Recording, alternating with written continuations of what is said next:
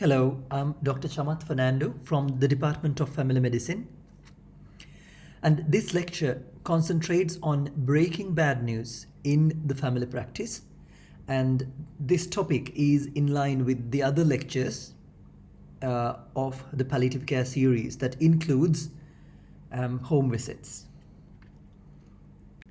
And the objectives that we are going to cover are to identify why communication is important, to identify obstacles of communication, to outline the objectives and techniques of communication in healthcare in general, and to address the uniqueness of breaking bad news in particular, and to review good versus bad communication with examples in the end.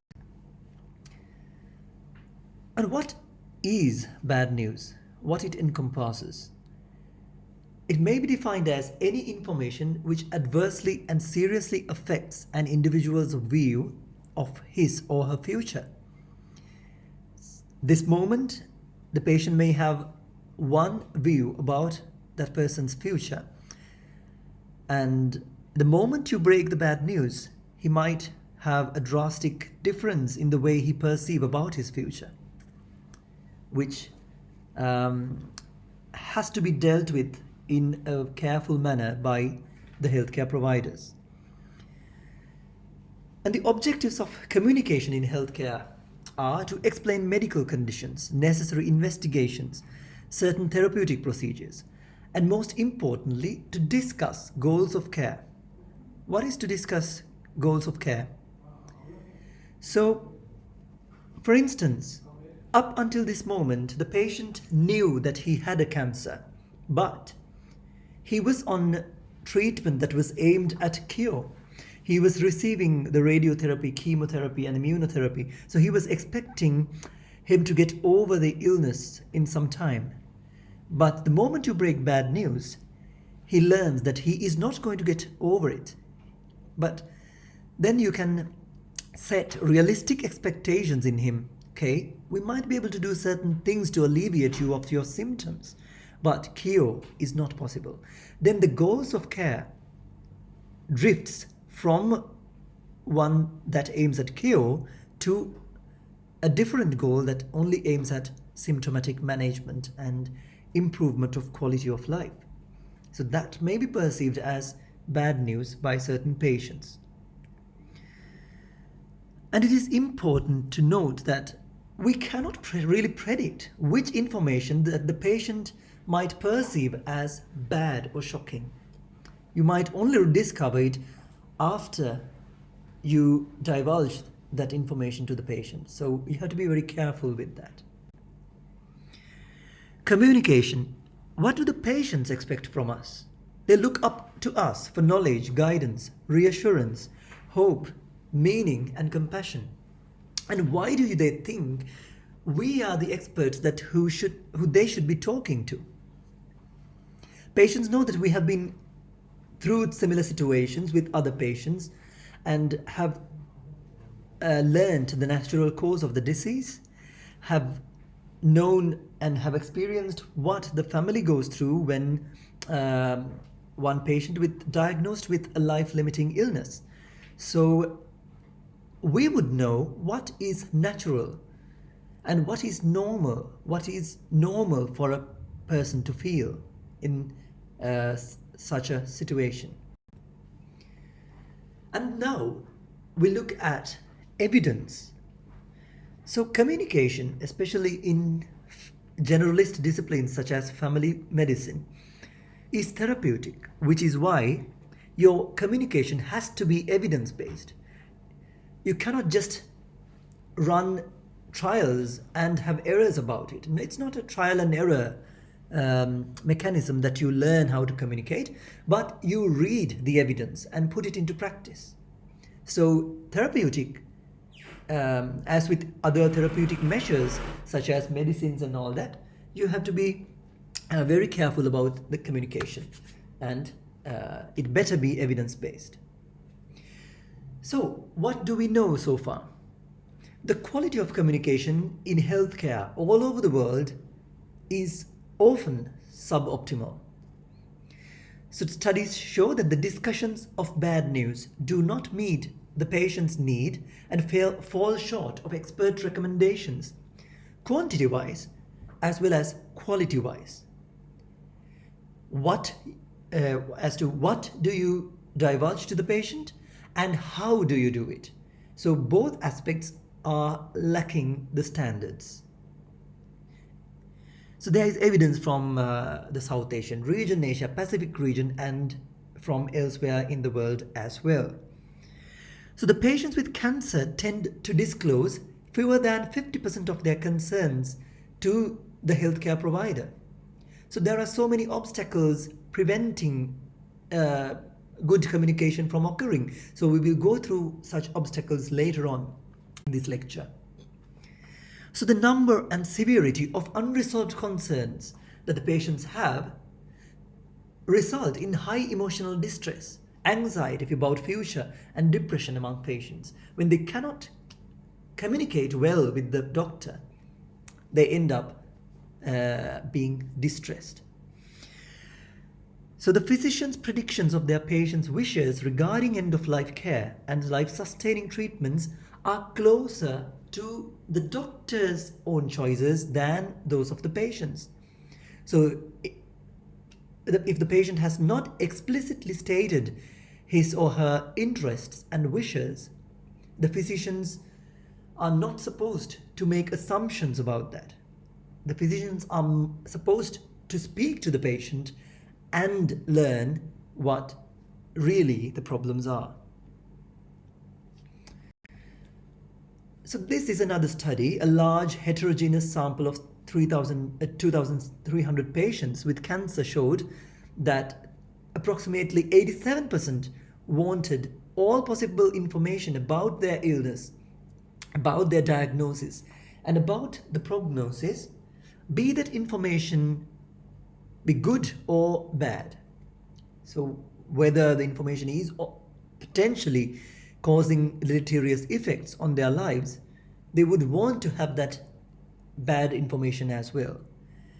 In the Western communities, the Western medical practice, the medical professionals tend to respect the patient's autonomy in knowing all this information, and they believe that the disease-related information belongs to the patient than anyone else, which is why they tend to divulge all the information to the patient. And there is evidence from Eastern civilization where even the clinicians believe that the family members and the loved ones should censor the information that the patients receive. So it is very common in Chinese and Asia Pacific literature that the clinicians communicate directly with the relatives bypassing the patient. And sometimes they collude. That's another term that you need to know here. Collusion is a form of conspiracy between the clinician and the relative where they hold or withhold certain information from the patient. So the patient is not told certain facts about the disease.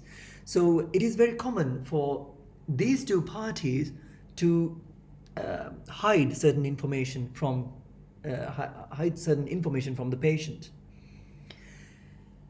So despite this evidence, so Western culture that overtly expresses everything to the patient, and the Eastern civilization where the patients are not really divulged the information, there are other sociological studies carried out among patients where they wanted to know the bad truths. In most of the time, about 80% of the time, they wanted to know the harsh truth about their conditions. So this also leads to the dilemma that leads to burnout among oncologists and other palliative physicians and family physicians who are involved with palliative care and related disciplines. So the current recommendation for breaking bad news is that, first of all, you do not make assumptions about the patient's desire to have certain information, but rather you inquire and elicit the patient's explicit desire to know specific disease management or prognosis related information. And based on that, you divulge the information accordingly. And you involve the next of kin with the patient's consent. If the patient says, okay, I would not want to hear how much do I have more to live, but you may discuss that information with my daughter who is here. So then you respect that wish of the patient. Other than that, you don't make assumptions, you just inquire the patient about the desire to know facts about the disease and then cater the information accordingly. So we'll just rush through certain obstacles to good communication, and you would yourselves find out ways to overcome these. So medical education does not teach communication adequately. Students are not encouraged to show emotions or feelings during their consultations and practice. Students lack experience with proper communication and have poor role models. Can you relate to that? Do all your clinicians communicate efficiently and in a professional manner with the patients? If not, maybe it is not a good choice to look up to a bad clinician and learn bad communication from them, but rather refer to the literature and see what the patients would want to hear and mold yourselves better to be an efficient communicator. Communication involves psycho-emotional and spiritual aspects of care, and this differs from one patient to the other. So a person who is not well versed with the sociological and psychological aspects of people may not be able to communicate in an efficient manner. So learning the sociological aspects is of utmost importance. Then there are cultural differences in disclosure of information, time limitations of medical staff, which is a really big problem in Sri Lanka as well. Then lack of trust in the medical system, lack of experience with death, terminal conditions and dying. These are difficult subjects to talk about for the clinicians as well as to our patients. So the emotions, certain emotions are not really well dealt with by the clinicians when they communicate. So they fear, they are afraid of patients demonstrating certain outbursts of fear, like about the process of dying itself, and like fear of blame, fear of not having answers, fear of not knowing how to handle emotional outbursts, and how could the clinician potentially deal with the uncertainty, fear of destroying hope. So especially if you look at dealing with uncertainty, which is very common in palliative care, you expect you expect for the best outcome, but you have to deal with the uncertainty associated with the illness. And the patient might ask you, okay, doctor, how much do I have to live? And you might not have the proper answer. And it is evidence proven that the clinician's judgment, the clinician's prediction about the patient's survival is not really accurate. So then you have to tell the patient that you are not God, you are just a human being, and you can just give a rough idea about the prognosis, but well, things are not really certain. We don't know, and don't be afraid to tell that if it is really uncertain. Do not give false reassurances. Do not instate, do not try to establish an unrealistic hope in the patient or in their families. And another very important evidence-based point is that communication skills do not improve with experience, but with proper training. So even if you are a very old, well-experienced clinician, that does not confer yourself to the ability to communicate effectively. So you have to train yourself according to the evidence, and that's how you improve. Now moving on to the models of breaking bad news. Well, there are different models that you can adapt to break bad news to the patients and their families. The most widely used model, even that is incorporated in our medical curriculum, is spikes, that comprises of six steps of breaking bad news. And I will also explain the spikes model because it must be the model that you all are familiar with, that even the other clinical departments would have taught you spikes model. But going beyond that, I will also go into details with the case 10-step model, which is pretty much similar to the spikes model, but very simplistic and easy for you to understand.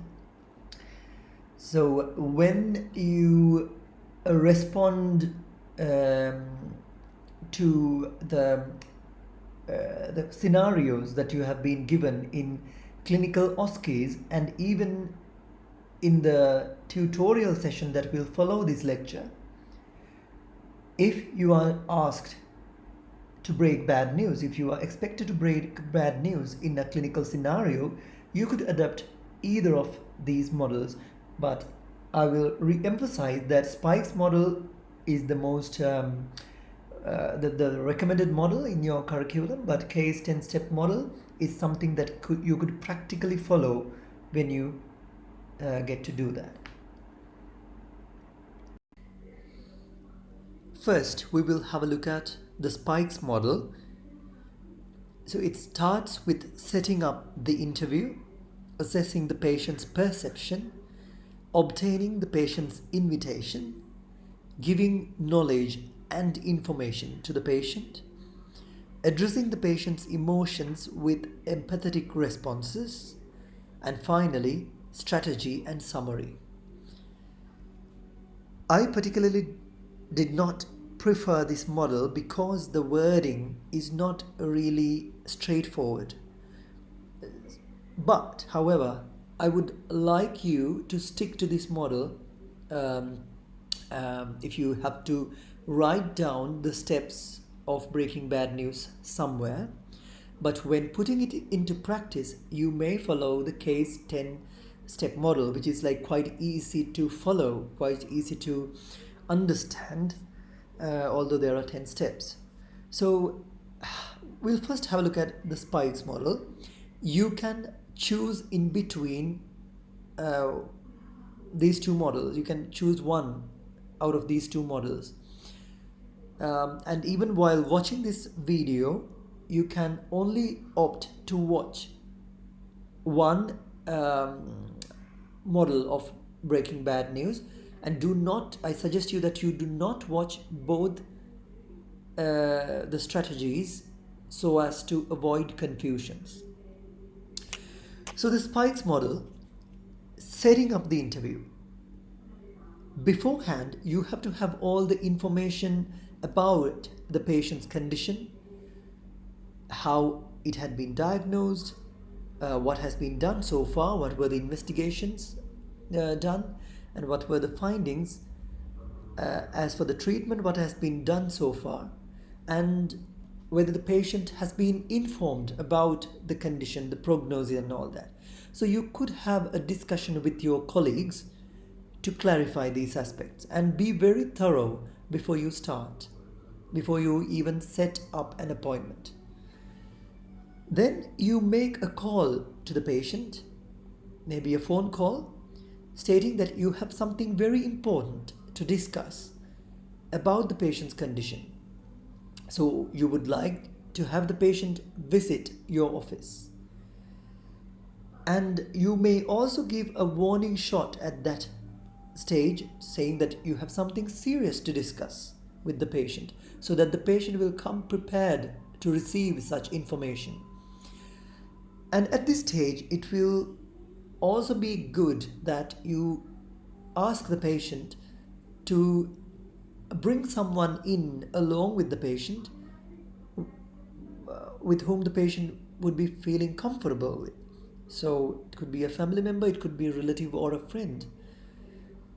And then um, when you are very close to the interview time, you make sure there is minimum disturbance in the setting. The telephones are switched off, and you instruct the reception not to interrupt you during this session. And then make sure the setting is private to maintain confidentiality. So that is setting up the interview. And then we move on to the second stage, which is assessing the patient's perception. So you can start with open-ended questions. If you have not built up rapport with the patient so far, you ask how the patient has been, and leading to a discussion. And then you ask about the patient's understanding about the condition. The patient might know the gravity of it to a certain extent, which might ease certain things. Or some other patients might be reluctant to agree that they have a sinister or a serious illness. So ask whatever the patient knows. Step 3 would be obtaining the patient's invitation to receive particular information. So at this stage, you having explored what the patient's information needs are, you are going to cater the information that you are going to divulge. So you're not going to tell all the information that you have in hand, but you ask the patient specifically, which information regarding the disease do you want me to tell you? So one patient might want to know what sort of a disease he has, but might not want to know the prognosis. You have to respect this autonomous decision of the patient. Some other patients might just want to know the treatment options he or she has, but would delegate the decision-making part to a relative. The wife can decide on my behalf, so I am not going to intervene with whatever the decision is taken. So again, that is the patient's own preference to get engaged in the decision-making process. So ask about his preferences for information. Step 4 would be giving the knowledge and information to the patient. The information would be the disease-related information, and the knowledge would be what you as a medical professional would know about the condition, the natural history of the disease, how serious it is, what to expect in the coming days and months, and so on. So, and also be sure that you are not going to tell whatever you know here, because the patient is might still be in a state of shock. So you just give the information about the disease first, and then move on to step 5, addressing the patient's emotions with empathetic responses. So the sooner you tell the shattering news about a life-limiting illness or whatever the bad news it is, the patient might be in denial, might be in anger, might be crying, might be feeling sad and frustrated. So be ready for that and try to console the patient in an empathetic manner. And too much of speech is not going to help at this stage. Even if you are going to tell one point after the other, that is not going to go into the patient's head at this stage.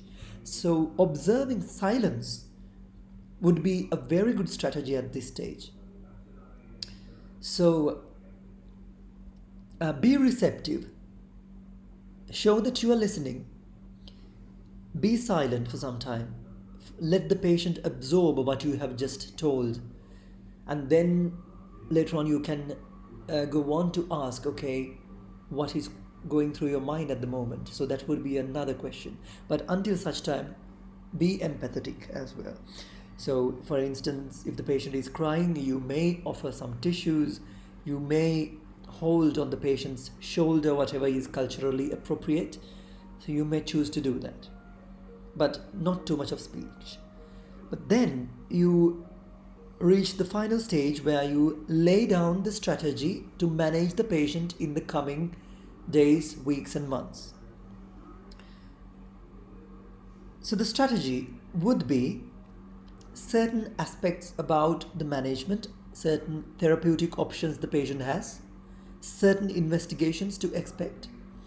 Where are you going to refer the patient to an oncologist, to a physician, whoever it is? And so what is the patient's perception about that? Do you think that is appropriate for me to refer you to a cardiologist?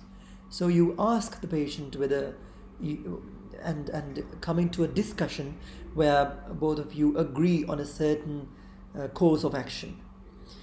And you might not be able to come into definitive management plan during this consultation because the patient in a state of shock again.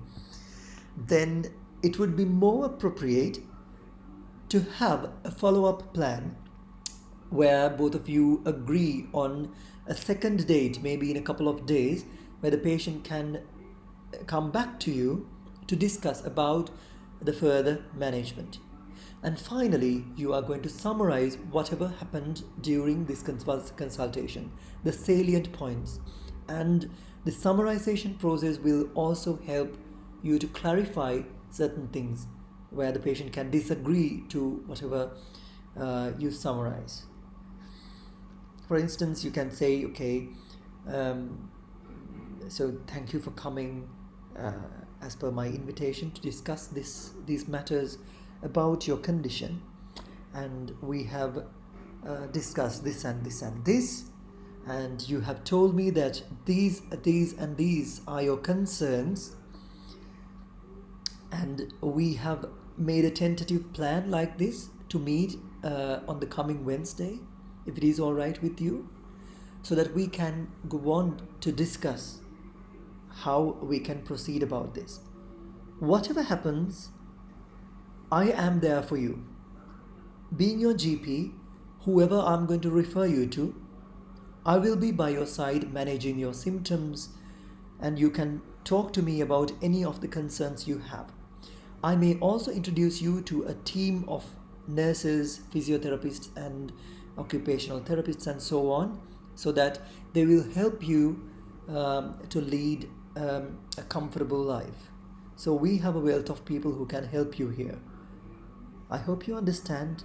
And do you have any questions, so that you can conclude the consultation for the day? Steps, which is called the case 10-step model, which is really simple, and you can understand each of the segments. So if we start from the beginning, it's the preparatory phase, followed by explore what is known by the patient, what is known to him, and then explore what is required to be known. Give a warning shot, and then the phase of breaking bad news right there. There might be a phase of denial, so you allow some space for denial. Explain if the patient requests for further information. Listen to the concerns, allow ventilation of feelings, and then summarize the entirety of the communication in what does it mean in a nutshell, and then offer for a follow-up with further support. And this model, you just take this as a crude guidance, but you do not have to go in the exact sequence of these steps when you break bad news. And this is something that you would have to do in your final MBBS examination for the OSCE station. So you have these objective structured clinical examination stations. You will have four stations for family medicine, and one of them might be an instance where you will have to break bad news. So you can just follow this guidance, have this in the back of your head, but be very natural and do not adapt these steps in a very mechanistic and in a very artificial manner, but just go through the natural process. But the initial few steps are really important. The preparation, explore what is known and what is required to be known, give a warning shot, break bad news. And then you usually follow whatever comes out of the patient. One patient might react differently from another patient. So you just face the circumstances at that moment. So the first phase, a long time before the arranged consultation, maybe a couple of days before, you are going to read through all the documents and know all the facts about the patient's condition, how it was diagnosed, what was the initial phase like, and you might also want to speak to other colleagues who have had encounters with the patient, so that you build a very good knowledge about the patient's condition and even the social circumstances. You can know a great amount about them. And then you make a call to the patient and invite for a consultation maybe. And there you say, like, well, there is something serious that we have to discuss about your illness or whatsoever, so that I would want you to be present in my clinic in one of these days. And if you would like, you may bring along one of your family members to accompany you, some of very trusted family members. So that is the very preliminary stage, and this will be followed by immediately before the preparation that you have to do immediately before the consultation. So you ensure the privacy and the comfort of the environment that you are going to hold the consultation at. And then you introduce yourself as the patient comes, build up a good rapport, and ensure that the patient is reasonably comfortable before you proceed any further. And then, yes, and then in the same slide, what does the patient know? So, for instance, if you have, for instance, this is just an example. The patient has had a lump in the breast, and as the GP, you have diagnosed that lump to be potentially of malignant origin, and you have referred the patient to the oncology setting for further diagnosis. And then the report, and this is not the situation in Sri Lanka, but the report has come to you. Maybe the scan report, the ultrasound scan report had come to you, and now you're supposed to explain to the patient what is the ultrasound report all about. But you should better know what the patient has understood of this situation so far, whether he has understood whether that this lump, whether it could be benign, whether is there a chance that the lump may also be malignant. So you better know that. You better have a thorough understanding about the patient's knowledge about the current situation. Or else, say if it is an ultrasound scan, there is also a chance that the radiologist who is conducting the ultrasound scan had explained the condition to a certain extent to the patient. So he already knows that there is something wrong with her breast. So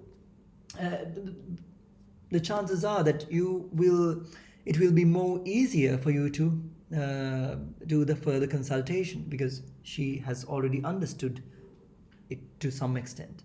So what does the patient know? And then move on to the phase where you inquire the patient whether more information is wanted, and specifically which information is needed.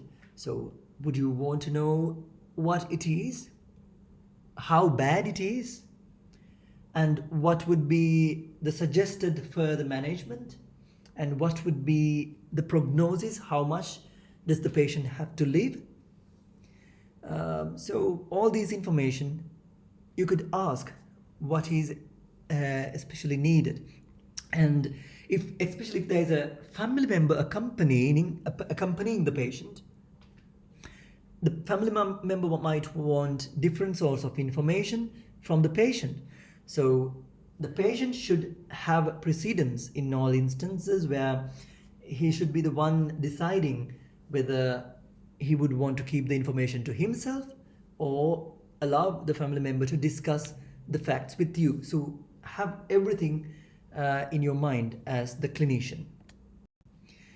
And then you give a warning shot.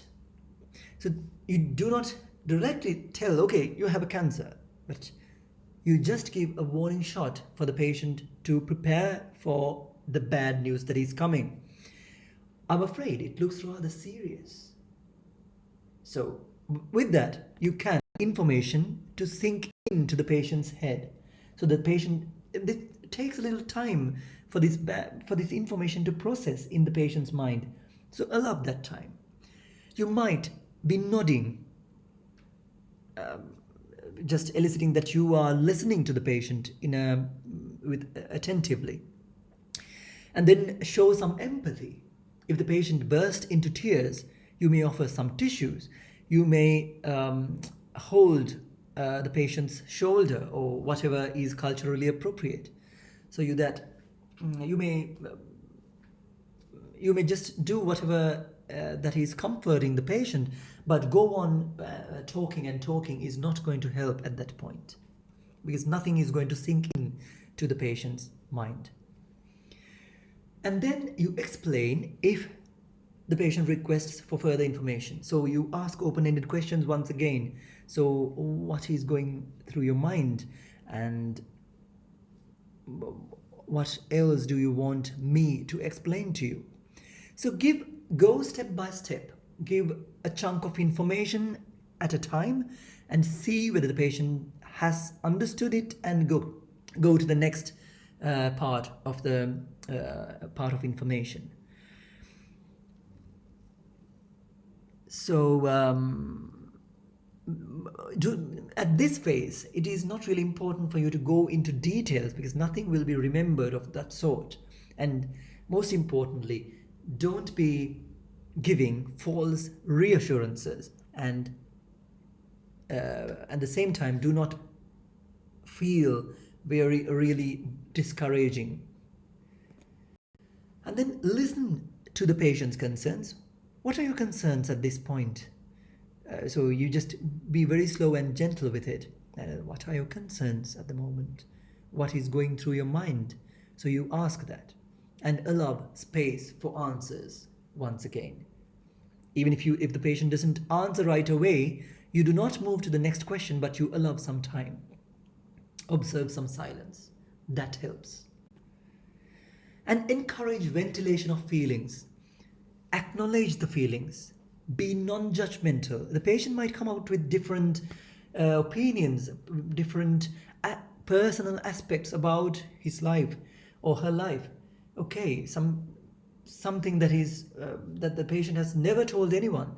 But do not raise your eyebrows. Do not be judgmental about whatever the patient says.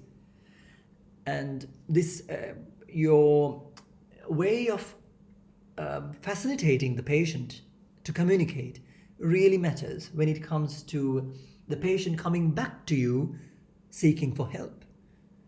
If you are not an attentive listener, if you do not allow space for the patient to ventilate the feelings, he might not feel comfortable to come back to you for consultations. So bear that in mind. And then you do a very important aspect of breaking bad news, which is to... And finally, you offer further availability.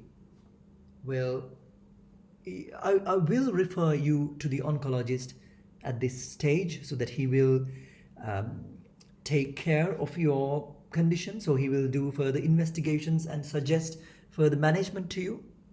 And whatever happens, I am with you throughout the course, so that you can come back to me if you have any symptoms, if you want certain things clarified, if you have concerns, you can always come back to me and discuss.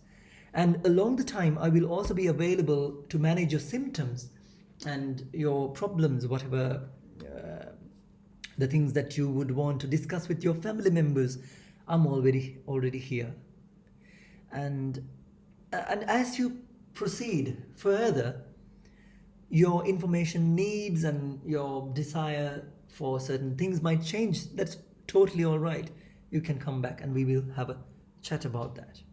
So those are the 10 steps of breaking bad news. And then we will discuss about a few points related to basic communication skills. So listening is therapeutic. It is also an evidence-based piece of like an evidence-based statement. So that is why we called doctor is the medicine in family practice. So you have a therapeutic role as a physician. So always you start your consultation with open-ended questions. And even in between, open-ended questions can gather more information than you can imagine, so that the patient comes up naturally with whatever the concerns he or she may have. So what do you understand about your condition? What concerns you the most about your illness, your family, your future? How is treatment going for you or your family? Is it hard? What has been most difficult about being ill so far? So all this information you just tell in a very soft manner, and the questions ought to be really open-ended. Then you demonstrate active listening skills. These would have been dealt with in another presentations on communication skills, but active listening skills, nodding, saying non-verbal cues such as and such verbal vocal encouragements to speak, and provide empathetic responses and encourage and justify their emotions. I can understand how you feel right now. Use repetition. Repeat back to the patient what they just said. This is used to prove that you have been listening all the time. And you might want to paraphrase what the patient had said in your own words. So the patient would have framed it in different sorts of words, but you speak to the patient in a different manner. You use your own words to be clear about what the patient has just told, and then summarizing. So we have spoken about this. So if the patient is not in a good mood at this stage to communicate further about the condition, you may let it go and arrange a different, like a second consultation on a following day to go in depth about the information. And now we move on to dealing with denial. So especially if the patient has been feeling so well, say even if a patient with cancer may feel really well in the initial stages. So even if you divulge, even if you disclose that the patient has got a cancer, he or she might not really get it. They will just say, no, I can't be having a cancer, doctor. I'm feeling all right.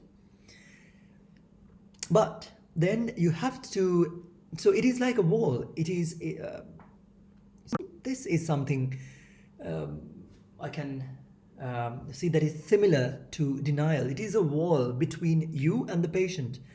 You cannot proceed with disclosing further information, or the consultation is not fruitful if you have this denial in between the two of you.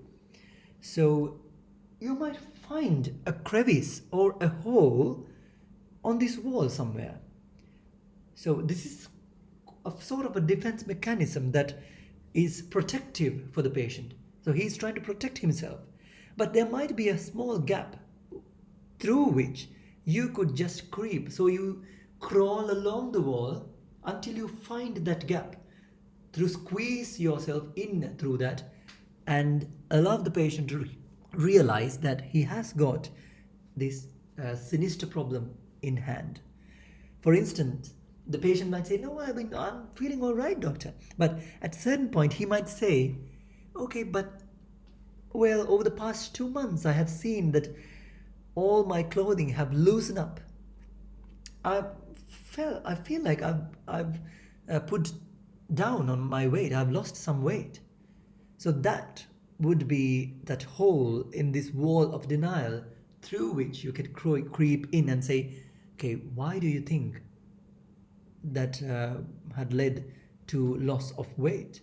So you have never had lost so much of weight in your life. So why do you think that is? So that is how you break the denial. And a little notion about the surprise question. So this surprise question is something to help patients understand, or even help yourself understand about the patient's actual prognosis. So you, first of all, you ask yourself, so okay, I have this patient in front of me. He has these problems with him. So would I be surprised if the patient were to die within the next 6 to 12 months? Would I be surprised if the patient were to be living in 6 months' time? He has been deteriorating at such a pace, and he is not able to eat at the moment, but he is deteriorating on a weekly basis.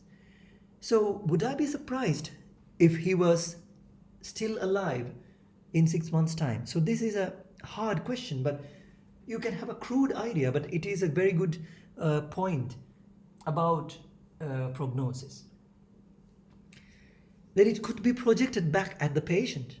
You told me that your breathlessness has been progressively worsening along with your appetite over the past 2 months, and that you have this wedding to attend in another 2 months' time. Do you think it will be a doable task for you? So you ask a similar surprise question from the patient so that he can understand, him or herself, whether that will be a doable task. So, as I said earlier, you have destroyed the patient's hope with the information you have just disclosed. So you want to rebuild that hope in the patient, but that does not amount to lying. You cannot be lying to the patient to reinstate an unrealistic form of hope. Studies show that the better a doctor knows the patient, the more likely the doctor is to overestimate survival. Say the patient's GP is really inaccurate when it comes to giving an estimate about how much the patient has to live. So they are really biased and they are not really accurate. So more than 80% of the time, the physicians are wrong to predict the prognosis. So a crude way that Robert Twycross, a professor of palliative medicine, has described to prognosticate would be to start with, right, the patient has been deteriorating on a monthly basis, so the prognosis will be a few months. And the patient has been deteriorating on a weekly basis, so the patient has a few more weeks to live. But if the patient is deteriorating on a daily basis, the patient might have a little time left to live. Okay. So the words make a difference. do not use technical language as well as euphemisms. So a growth might mean a different thing from a cancer to a patient.